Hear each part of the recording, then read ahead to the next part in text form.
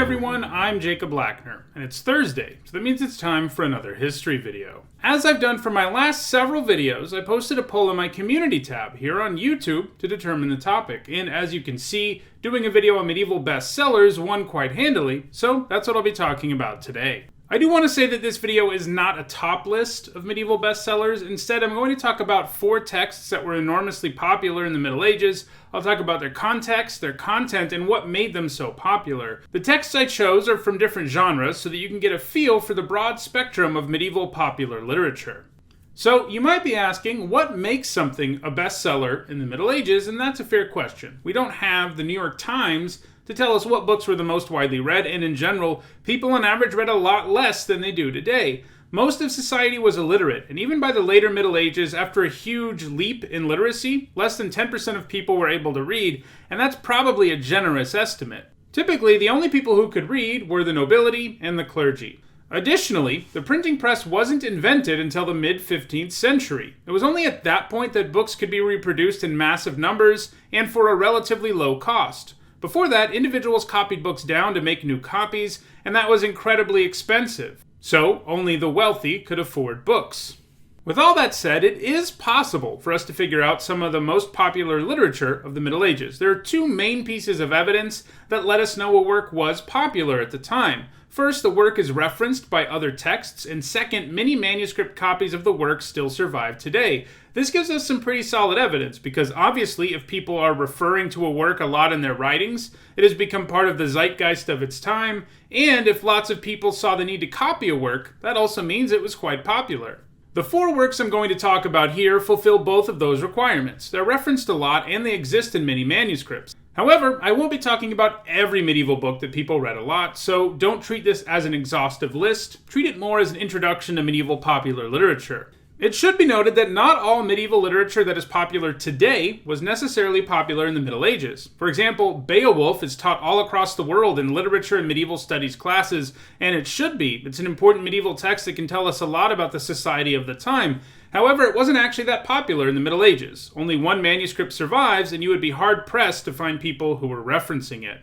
Alright, with all of that out of the way, let's talk about 4 medieval books that were incredibly popular. So, obviously the Bible was really popular in the Middle Ages, and we have lots and lots of manuscripts of it, and everyone was referencing it. That's obvious.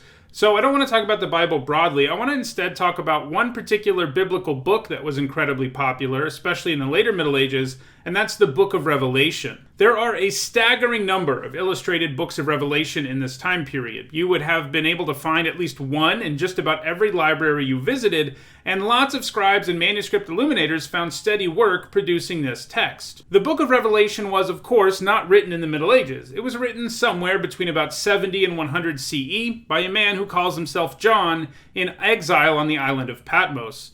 Traditionally, it is the last book of the New Testament. It is by far the most mystical text of the New Testament, and it foretells a coming apocalypse. John himself receives visions of all of this, and he records them in the Book of Revelation. It's filled with all kinds of detailed descriptions of very complicated things, and this is a big part of why it was so popular to get as an illuminated manuscript. Illuminated, by the way, basically just means illustrated and done with pretty calligraphy.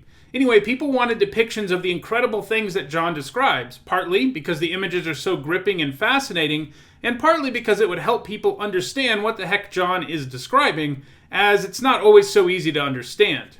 He talks about things like the heavenly hierarchy, how Christ is enthroned and who is with him, and about terrifying creatures rising from the ocean, like the 7-headed beast. These are things that it's pretty hard to conceptualize, but medieval artists did their best. Another reason this book in particular was so popular is that there were 2 separate periods where millenarianism was a big part of the public mentality. Millenarianism is the expectation that a massive change in the world is imminent. The word millenarianism actually gets its name from the end of the first millennium CE, the year 1000, when many people thought the apocalypse was near. For many medieval Christians, the Book of Revelation was sort of a guide with various signposts to look out for to know for sure if the end was near. Obviously enough, the world didn't end in the year 1000, but people would again start to be fascinated by the Book of Revelation in the 14th century. In particular, many 14th century Europeans saw the image of the 4 horsemen of the apocalypse as describing the events of their own time. 14th century Europeans were no stranger to famine, plague, war, and death.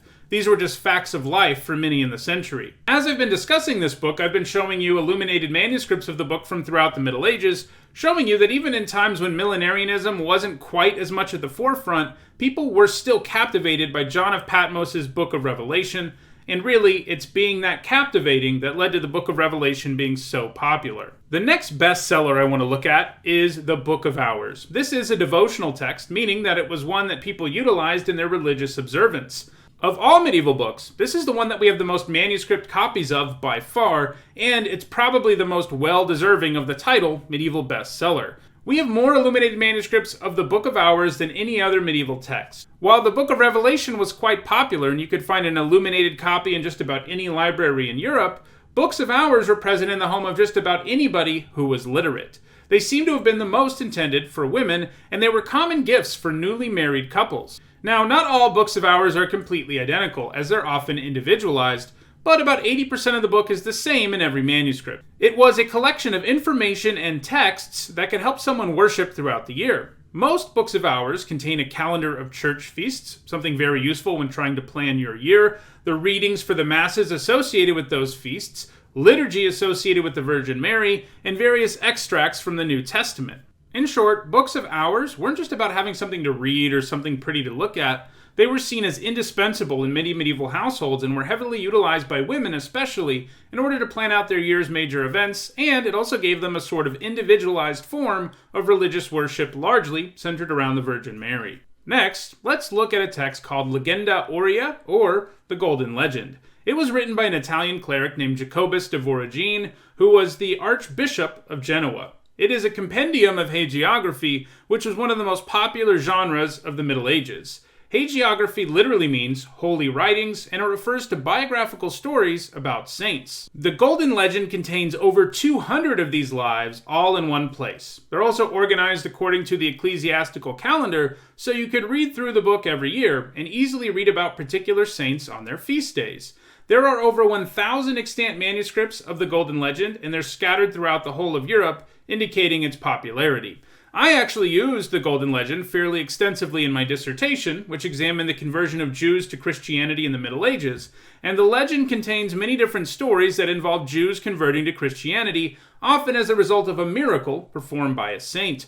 Because this text was so popular, it's an excellent source for historians to use, as it gives us a great idea about society at the time, and in my case, the way that your average person might have come into contact with the idea of Jewish conversion, and that was in one of these stories. In short, hagiography was meant to help people feel a little more connected to their faith. Unlike the Bible, which even medieval people saw as having a bunch of people from a long time ago that they couldn't really relate to, hagiography often contains people who had lives similar to your own.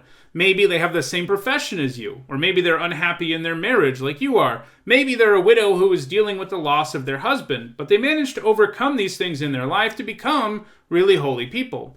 In other words, they were medieval people, just like you. And you could use them as exemplars. Maybe you're not going to be a saint, but these people set good examples about the kind of person you should be. And that's what made the Golden Legend so popular. It contained so many different hagiographical tales that just about everyone could find one saint that they could relate to. The last work I want to talk about is the Song of Roland, a late 11th century epic poem. An epic poem is a really long narrative poem, a poem that tells a story. In particular, the Song of Roland is from a genre of French epic poems called chansons de geste, most often translated as songs of heroic deeds. And as that implies, the Song of Roland is all about great heroes. Because of the content of the Song of Roland, we might call it historical fiction today. It's set in the late 8th century, during the reign of the Frankish king and later emperor, Charlemagne. The poem is based on a real historical event, the Battle of Roncesvalles Pass, which took place in 778. Charlemagne had just concluded a campaign in Spain and was heading back to his kingdom of the Franks through the Roncesvalles Pass. During the march, Charlemagne's rearguard was ambushed by a Basque military force in the pass, and they were completely destroyed. The authors of Song of Roland, whoever they were, and that's the case with a lot of medieval literature, we don't actually know who wrote it, and that is the case here, but whoever the authors were, they managed to create a very detailed poem out of a very brief historical report that basically just says a man named Roland was in command of this rearguard that was defeated. The poem takes this detail and then turns it into a huge story, filling in a lot of missing details and outright modifying some others. For instance, it is now a Muslim force that attacks Roland's rearguard and not Basques. The poem is all about how Roland and his companions are great knights who do whatever their lord, Charlemagne, tells them to. The poem talks up their impressive martial abilities, their loyalty, and their piety, even assigning things to them that we would consider superpowers, like being the fastest knight in the land or the strongest knight in the land, capable of doing superhuman things. Contrasted with them is the poem's villain, a man named Ganelon. Ganelon is also one of Charlemagne's vassals, but he hates Roland with a passion, and he allows his own personal feelings to make him stray from his commitment to Charlemagne. He decides to betray Charlemagne and urges the Muslim ruler in the region to attack Roland's rearguard, giving them all the information they need to plan an effective ambush. Roland and his faithful companions destroy almost the entire army despite being vastly outnumbered, but they do ultimately fall in battle. In short, Roland and his companions are the exemplars of a perfect male noble and warrior, while Ganelon stands in as an example of a noble and vassal who has betrayed their oath, something viewed very negatively in the medieval world. Those who would pick up the poem and read it knew from the beginning that Roland and his companions would die too, adding an extra tragic element for anyone who read it. The Song of Roland was very popular among the nobility in France, for whom the text was almost proto-nationalistic. It contains detailed descriptions of warfare that are not unlike gory scenes we see in action movies today, so in addition to the overall message of the poem, it was also quite entertaining to people at the time. It remained popular throughout the Middle Ages, but enjoyed its biggest surge in popularity during the Crusades.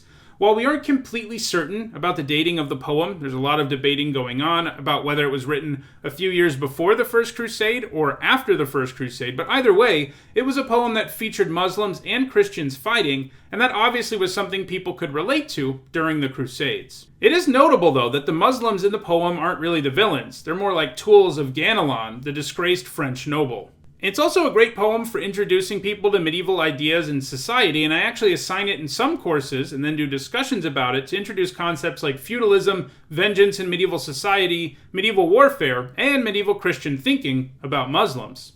So those are some examples of really popular medieval books. If you enjoyed this video, please like it and share it, as that helps extend the video's reach and makes it more likely that more people will see it. If you're new to my content, please subscribe and turn on notifications so that you can stay aware of future content. Right now in my community tab, there's also a poll that you can vote in to help me decide what to talk about next week, so check that out. Thanks for watching.